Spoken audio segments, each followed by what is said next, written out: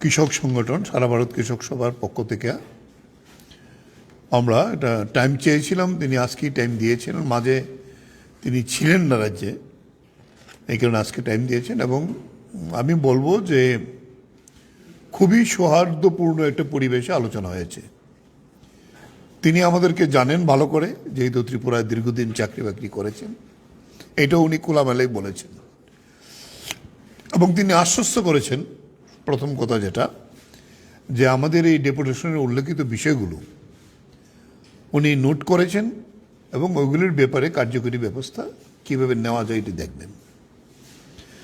প্রথম কথা যেটা ছিল, আমাদের রাজ্যে ধানের উৎপাদন এই 6 বছরে কমতে কমতে একটা সাংঘাতিক জায়গায় এসে দাঁড়িয়েছে। এই বছর আমরা বলবো, যেটা আমাদের রাজ্য কমিটির মিটিংয়ে রিপোর্ট নিয়েছিলাম, বরুর যে সিজন, তাতে 50 থেকে 60% জমিতে প্রোডাকশন কম হয়েছে। সাংঘাতিক ব্যাপার এটা। তাহলে আমদানি আমাদের করতে হয়, বিরাট অবস্থা হয়েছে। এবং তাতে কৃষকরা কি করবে আর একটা, এবং এটি স্বীকার করেছেন তিনি যে এটার মূল কারণ ইরিগেশন যে সিস্টেম আছে আমাদের, তার রিপেয়ারিং করার জন্য বাজেটে কোনো টাকা নেই। তিনি নোট করেছেন যে মুখ্যমন্ত্রীর সঙ্গে কথা বলবেন। এটা ঠিকই আছে, উনিও স্বীকার করেছেন যে এটা টাকা নেই আমাদের। স্টেট প্লেনে টাকা না থাকলে রিপেয়ারিং করা যায় না, এবং এইটারও মূল কারণ। দ্বিতীয় যেটা হইল, জমি মাফিয়ারা যেভাবে শুধু সদর, বিশালগড়, মোহনপুর না, গোটা রাজ্যে ধানের জমি একের পর এক উইদাউট এনি অনুমতি ছাড়া ভরাট করে বলছে, তাতে মাঠগুলিতে জল আটকে যায়, বিভিন্নভাবে এই অবস্থা তৈরি হচ্ছে। এবং এইটারও কৃষি ফসল প্রচণ্ডভাবে এফেক্টেড হচ্ছে। এই বিষয়টা সিরিয়াস কনসার্ন, কারণ আমাদের রাজ্যের প্রধান উৎস হইল কৃষি, আয়ের উৎস, এটা অবস্থা। দ্বিতীয় যে বিষয়টা আমরা উত্থাপন করেছি, এটা উনি স্বীকার করেছি, সেটা রাবারের দাম। এটা নামতে নামতে 150 থেকে 60 এসে দাঁড়িয়েছে। এইটা নিয়ে আমাদের চিন্তা যে এই রাজ্যের মধ্যে এই যে রাবার চাষিরা যারা আছে, এই রাবার চাষিরা তারা প্রচণ্ডভাবে আজকে বিপদগ্রস্ত, এবং এটা নেগেটিভ হয়ে গেছে। কারণ দাম এত কম হয়ে গেছে, 300 টাকা যেখানে দাম ছিল, এটা এসে 150-60 দাঁড়িয়েছে। উনি বলছেন এই বিষয়টা আমরা আলোচনা করছি, গভর্নমেন্টের চিন্তা ভাবনা করছে। তখন আমরা বললাম যে কেরালাতে আমরা হলো দ্বিতীয় প্রোডাকশন, কেরালা প্রথম। কেরালাতে তারা একটা ইনসেন্টিভ দিচ্ছে যে দাম পড়ে গেলে সরকার থেকে এই টাকাটা দেওয়া হবে, যাতে কৃষকরা বাঁচতে পারে। এটা তিনি বলেছেন। কেরালার থেকে এই রিপোর্ট আনাবেন, এনে দেখবেন, এটা মুখ্যমন্ত্রীর সঙ্গে আলোচনা করবেন, যাতে আমরা কিছু করতে পারি কিনা রাবার চাষিদের জন্য। রাবারের কোনো এক্সটেনশন প্রোগ্রাম নেই। এরপরে প্রধান যে বিষয়টা এসেছে সেটি হলো এই যে মিথিলি গত নভেম্বরে 2023-এর, তার থেকে শুরু হয়ে এখন পর্যন্ত 3টা ন্যাচারাল ক্যালামিটি হয়েছে, বিপর্যয়, রেমাল পর্যন্ত। কিন্তু বারবার কথা দেওয়া সত্ত্বেও মন্ত্রী আমাদেরকে কথা দিয়েছেন, অ্যাসেম্বলির ফ্লোরে কথা বলেছেন, আলোচনা হয়েছে। চিফ সেক্রেটারি নিজে বলেছেন, চিফ সেক্রেটারি এটা কমিটির প্রধান হেড, ওনার নেতৃত্বেই হয়। তিনি বলেছেন মিটিং করেছে, কিন্তু আমাদের সামনেই তিনি খুঁজ দিয়ে জেনেছেন মিটিংয়ে তারা আলোচনা করে ঠিক করেছেন দেওয়া হবে, কিন্তু দেওয়া হয়নি। অফিসাররা নাকি চিন্তা করছেন এটা ইলেকশন কোড অফ কন্ডাক্টে পড়বে কিনা, কিন্তু আমরা বলছি ন্যাচারাল ক্যালামিটি এটা ইলেকশন কোড অফ কন্ডাক্টে পড়ে না, এটা অনুমতি নিয়েই এই কাজটা করা যায়। উনি বলছেন যত তাড়াতাড়ি সম্ভব অ্যাসেসমেন্টের ভিত্তিতে যেটা হয়েছে এটাই আগে দোক না, তারপরে তো বোঝা যাবে এটা দেওয়ার তিনি ব্যবস্থা করবেন। এরপর আমরা যেটা বলেছি, কালকে আপনাদেরকে যে কথাটা বলেছিলাম, পান চাষি এবং সুপারি চাষি, সুপারি চাষিদের সুপারি বিক্রি করা আর পান চাষি যে স্কিম, তিনি বলছেন এটা আলোচনা করে দেখবেন যে রেগাতে আগে যেভাবে হতো, উনি জানেন অনেকদিন দীর্ঘদিন 98 থেকে ত্রিপুরা ক্যাডার হিসাবে কাজ করছেন, যে এটা কি আগে তো হতো, এটা তিনি এটা পর্যবেক্ষণ করে দেখবেন করা যায় কিনা। তাতেও প্রায় 25,000-এর মতো চাষি আছেন।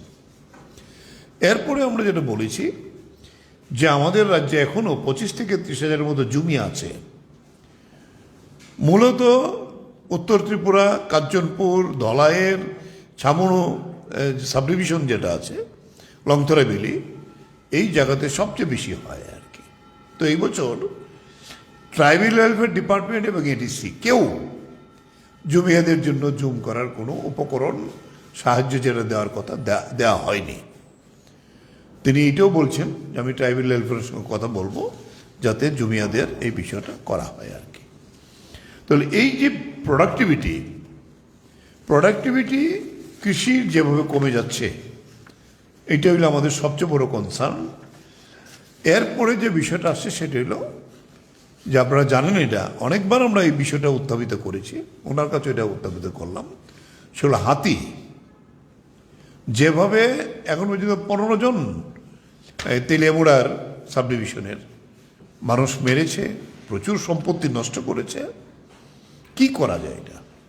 তখন আমরা বিকল্প প্রস্তাব দিয়েছি যে এটা মূলত হাতি কেন আসে লোকালয়ে, আগে তো আসতো না, আসে এই কারণে তাদের খাবার নেই, মাংকি খাবার নেই।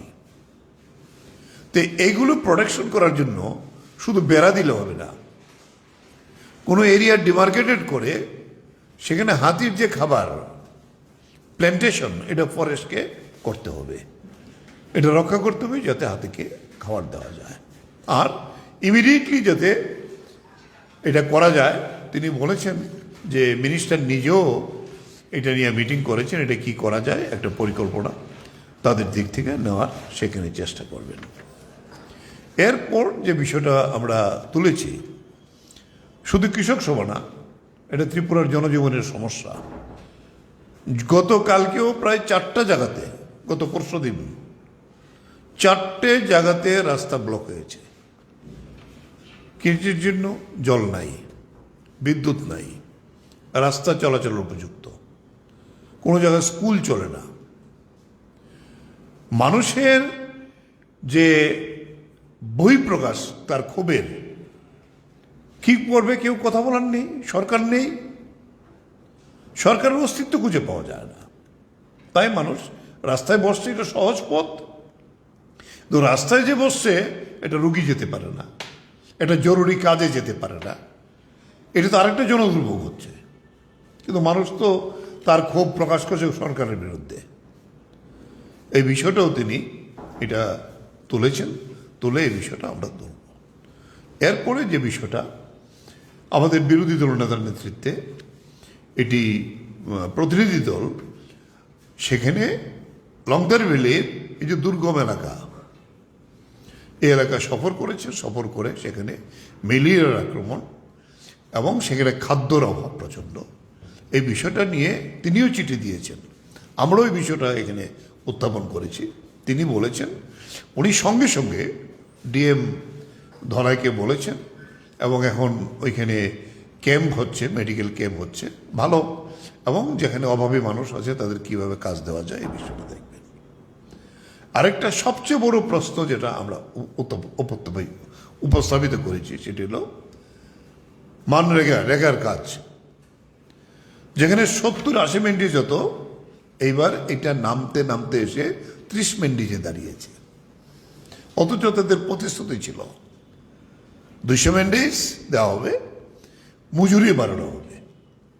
তিনি স্বীকার করতে বাধ্য হয়েছেন দিল্লি থেকে এখন আর টাকা আসছে না।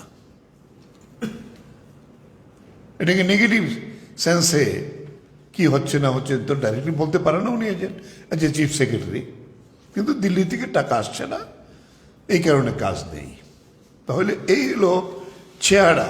যদিও এই সরকারের আয়ু আর বেশি দিন নেই, ফলে এই জায়গায় দাঁড়িয়ে আমরা বলবো যে রেগার কাজ না থাকার ফলে আজকে গ্রামাঞ্চলে শিশু বিক্রি হচ্ছে, আজকে গ্রামাঞ্চলে খাদ্যের অভাবে রাজ্যের মানুষ রাজ্য ছেড়ে যুবকরা বাইরের রাজ্যগুলিতে যাচ্ছে, বিদেশ পর্যন্ত এরকম যাচ্ছে। এটা সাংঘাতিক আর্থিক সংকট ত্রিপুরায় হচ্ছে এবং একদিকে কৃষি আক্রান্ত, এই হলো মূল যে বিষয়। তবে আমরা বলবো তিনি খুব মনোযোগের সঙ্গে আমাদের এই সমস্তগুলি পয়েন্ট আমাদের তো কাগজে আছেই, উনি নোট করেছেন, নোট করে বলেছেন। সঙ্গে সঙ্গে তিনি এগ্রিকালচার সেক্রেটারি এগ্রিকালচারকে বলেছেন ইমিডিয়েটলি যাতে এই যে সাহায্য এগুলি দেওয়া হয়। এগ্রিকালচারের কোনো ইম্পোর্টস নাই, তিনি বলছেন তো আমরা যারা ছিল না, কেন সার থাকবে না? দেখা গেল এই জিনিসগুলো এটা থাকে না এই অবস্থাতে। তাই আমরা বলবো আলোচনাটা সদর্থক হয়েছে। এখন চিফ সেক্রেটারি বলেছে আমার যে প্রশাসনিক প্রধান হিসেবে আপনাদের সমস্তগুলি পয়েন্ট নিয়ে বিভিন্ন দপ্তরকে আমি জানাবো, কতগুলি ব্যাপার গভর্নমেন্টের ডিসিশন নেওয়ার প্রশ্ন মুখ্যমন্ত্রীর সঙ্গে কথা বলবে, বলে ক্যাবিনেটে গিয়ে হলো এগুলোকে যাতে করা যায়। তা না হলে ত্রিপুরার অর্থনীতি, ত্রিপুরার মানুষের জীবন ধারণ এই কৃষির উপর যেহেতু নির্ভরশীল, এটা খুবই বিপদগ্রস্ত হয়ে পড়েছে। এটা অস্বীকার করার জন্যই, তাহলে এটা করার জন্য তিনি চেষ্টা করবেন। এইগুলো ইন এ নাটসেল আমি যে কথাটা বলেছি। এরপরে আমাদের প্রতিনিধিরা আমরা 5 জনই ছিলাম। এখন আমি রতনবাবুকে বলবো যে বাকিটা একটু বলার জন্য। প্রায় সবটাই বলা হয়েছে। আমি শুধু দুটো বিষয় এখানে উল্লেখ করতে চাই আর কি।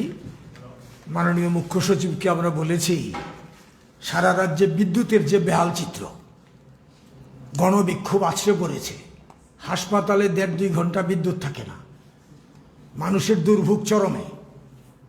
একদিকে এই অবস্থা, আরেকদিকে বিদ্যুৎ দপ্তর বা তার মন্ত্রীর আস্ফালন।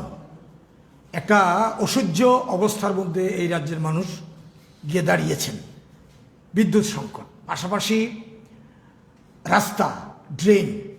বামফ্রন্ট সরকারের সময় এই রাজ্যে যে একেবারে রিমোটেস্ট যে কর্নার, এই এরিয়াগুলির মধ্যে পর্যন্ত রাস্তা, ড্রেন ইত্যাদি সুন্দরভাবে নির্মিত হয়েছিল। এটা সবার অভিজ্ঞতা। গোটা রাজ্যে কানেক্টিভিটি এমন একটা জায়গায় গেছিল। এখন আস্তে আস্তে গত 6 বছরে ভাঙতে ভাঙতে রাস্তাগুলো, ড্রেনগুলো এমন একটা অবস্থা হয়েছে চলাচলের অযোগ্য। জলবাহিত ড্রেনগুলো দিয়ে জল পাস হয় না, রাস্তা আরও ভেঙে যাচ্ছে, মেরামতের কোনো ইয়েই নেই। এখানে উল্লেখ করা হয়েছে যদিও, কিন্তু এই বিষয়টা আমরা খুব জোর দিয়ে বলেছি। পাশাপাশি আমরা বলেছি যে আপনার সঙ্গে যে আমরা কথা বললাম, রাজ্যবাসী তো জানতে চাইবে যে কৃষক সভার পক্ষ থেকে এসে আপনাকে যে আমরা এই দাবি সনদটা দিলাম, আপনার দিক থেকে বক্তব্য কী? তিনি তখন বলেছেন যে আমার দিক থেকে যদ্দূর সম্ভব, যত দ্রুত সম্ভব সেটা আমি করব। এবং তিনি রেগার ক্ষেত্রে বলেছেন যে অন্য কোথাও অনিয়ম হতে পারে না গোটা দেশের, ত্রিপুরা রাজ্যে আগের থেকে অনিয়ম হয়নি বলেই এই রাজ্যে 90 দিনের বেশি কোনো একটা সময় কাজ দেওয়া সম্ভব হয়েছে। তিনি প্রশাসনে তখন ছিলেন। তো গত এই 5-6 বছরে এবং শেষের দিকে 30-35 দিনের বেশি কাজ দেওয়া যাচ্ছে না কেন? এটা বলা হয়েছে এখানে যে শর্টেজ অফ ফান্ড উল্লেখ করা হয়েছে, পবিত্র কর্মহোদয় বললেন। এখন এই ক্ষেত্রে তিনি বলেছেন যে এটা আমরা মার্ক করলাম যে ত্রিপুরার ক্ষেত্রে যেহেতু আগে আমরা দেখে এসছি এখানে কোনো অনিয়ম ছিল না, এই রাজ্যে যাতে কাজের টাকা দেয় কেন্দ্র, সেটা আমরা বলবো। সঙ্গে সঙ্গে আমরা টুয়েপের বিষয়টাও বলেছি। এই যে শহর এলাকার মধ্যে যারা শ্রমজীবী মানুষ, তাদেরকে কাজ দেওয়ার জন্য ত্রিপুরা আরবান এমপ্লয়মেন্ট প্রোগ্রাম, এই ক্ষেত্রেও যাতে বাজেটে বা প্রশাসন যাতে টাকার ব্যবস্থা করে, বরাদ্দ করে, এই বিষয়টা আমরা জোর দিয়ে বলেছি। এই হচ্ছে বিষয়। আর সর্বশেষে যেটা এটা বলছি যে এই যে পান সুপারির ব্যাপারটা আমাদের রাজ্যে, এই পান সুপারি উৎপাদন হচ্ছে, বিক্রি নেই। আসামে সেখানে বাধা সৃষ্টি করা হচ্ছে, বাইরের সুপারি ভারতে ঢুকছে, অথচ আমাদের রাজ্যে উৎপাদিত সুপারি পান একটা বেহাল অবস্থার মধ্যে আছে। হাজার হাজার পান চাষি, সুপারি চাষি, উত্তর ত্রিপুরা, দক্ষিণ ত্রিপুরা সহ বিভিন্ন জায়গার মধ্যে। এই পান চাষি, সুপারি চাষিদের সমস্যাটাকে সুরাহা করার জন্য মুখ্য সচিবের কাছে আমরা জরুরি দাবি জানিয়েছি। প্রণব একটু ট্রাইবেল এলাকার সমস্যা। ডেপুটেশনের মূল বিষয়গুলি উপস্থিত করা হয়েছে। আমি যেটা সংযোজন করতে চাই, খুব স্পেসিফিকভাবেই উপজাতি এলাকাতে যে কাজের সমস্যা, কাজের অভাব, এই বিষয়টা আমরা তুলে ধরার চেষ্টা করেছি। এখানে সামনু ব্লক এলাকার থালছড়া, গোবিন্দবাড়ি, 32 কিমি ইত্যাদি যে সমস্ত এলাকা, এখানে পূজার পরে কোনো রেগার কাজ হয় নাই। 6 মাস ধরে এই এলাকাতে কোনো কাজ নেই। আমরা স্পেসিফিকভাবেই চিফ সেক্রেটারি মহোদয়ের কাছে এই বিষয়টা আমরা তুলে ধরেছি।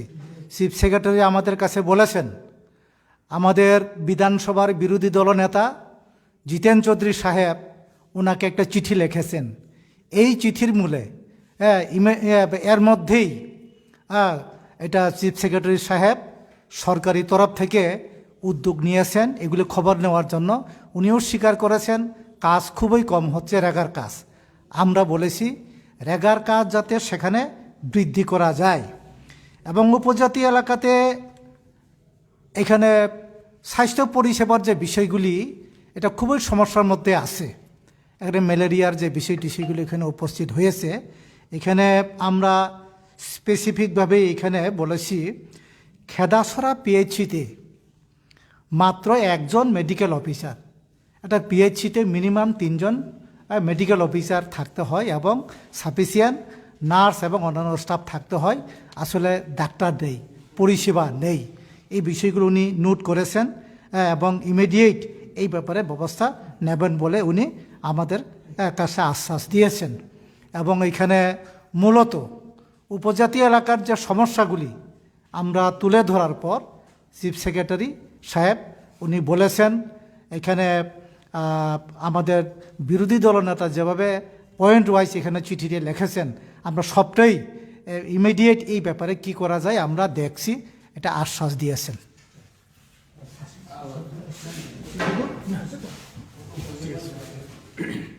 আসলে কিছু প্রশ্ন